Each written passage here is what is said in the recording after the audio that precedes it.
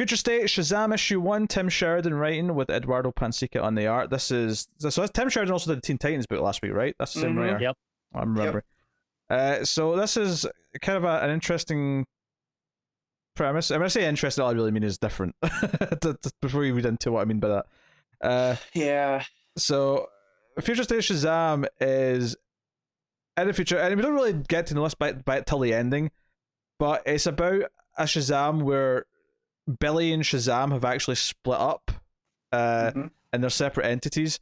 And Shazam is kind of in the world, and he's on this team of heroes with Miss Martian and Bunker's there. Bunker, yeah. It's like a secondary Titans team. Yeah, this is the one that we saw that they were out in the field in that last Titans issue. Yeah, and they end up fighting like Giganta, and the Creeper is there. And one of the big things is that Shazam, because the Creeper ends up dead, murdered, and when they look into it, because they're like, oh, there's like a serial killer going around killing supervillains, and when they analyze the footage later or whatever it is, it turns out that Shazam's behind it. But we get this backstory where Shazam and Billy separated in hell because Shazam's power is meaningless there, so it made sense that Billy would be this guardian for this tomb in hell. Right. And so Billy's left there in hell in chains because he's like chained against this door. Yep. Yeah, for reasons, I guess. I'm not entirely clear why he needed this. So the whole thing with Billy is that he's like a moral paragon, right? That's why the wizard chose him. And over time we've seen like, no, Billy can be fallible and whatnot. But here he's pure enough that like his purity is what's gonna keep that door locked. Right. And so the bargain. I think what I'm getting at though is I don't really understand what's really behind the door. What it matters.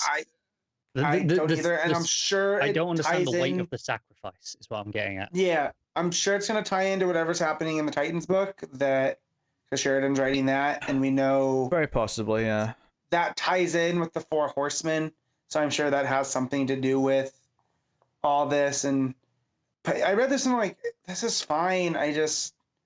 This feels like it needs a few extra issues, more than 2, to actually get its concepts across. Because I think it's just trying to do too much, and I felt like, okay, I guess.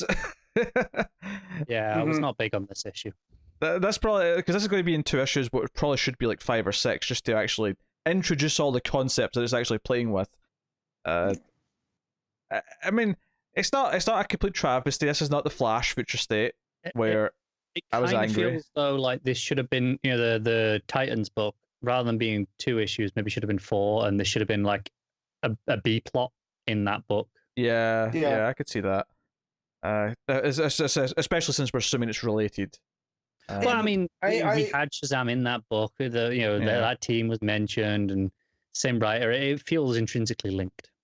I appreciate that Sheridan seems to have a idea of this Titans world that his book's going to take place in, because it seems like stuff that happens there is what leads to this. So I feel like he has a pretty solid Word document full of all the beats for his Titans Academy run. And I just, like you said with this one, you summed it up perfectly, where this is a B plot that didn't need its own. Like if this had happened in the course of do you know what his Titans book? Do you know what this should have been? This should have been the 10-page backup in Titans Academy. Yeah. Or whatever it was called. That would have worked. Yeah, that would have worked. So yeah, I will say this does not put me off trying this Teen Titans Academy book though.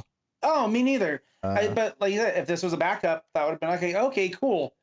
Here though, taking up the whole issue was just like, oh. Because I mean, I think the main critique, fine, but the main critique of that Teen Titans issue last week is that I like kind of the ideas that it's playing with, and I appreciate what it's setting up for that run.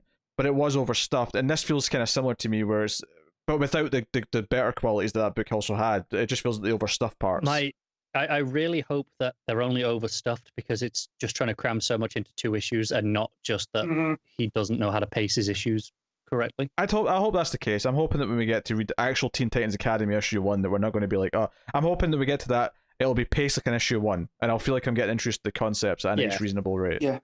Because I think we're giving them the benefit of the doubt here that, oh no, you're just trying to put too much into a 2-issue story, or 2 different 2-issue stories here, and that when you've got a proper ongoing, you'll pace things better. Yeah, but... if the first couple issues of Teen Titans Academy feel like this, and it'll be a quick drop, I think, for all of us. But yeah, as it is, wait and see.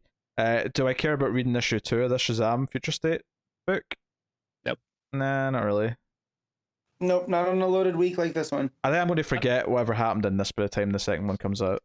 I forgot what had happened in this since I read it on Thursday.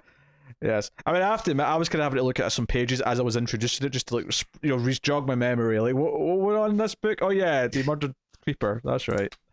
Him and Billy were split up, and the art's okay. Pensika's obviously a pretty solid house style artist for DC.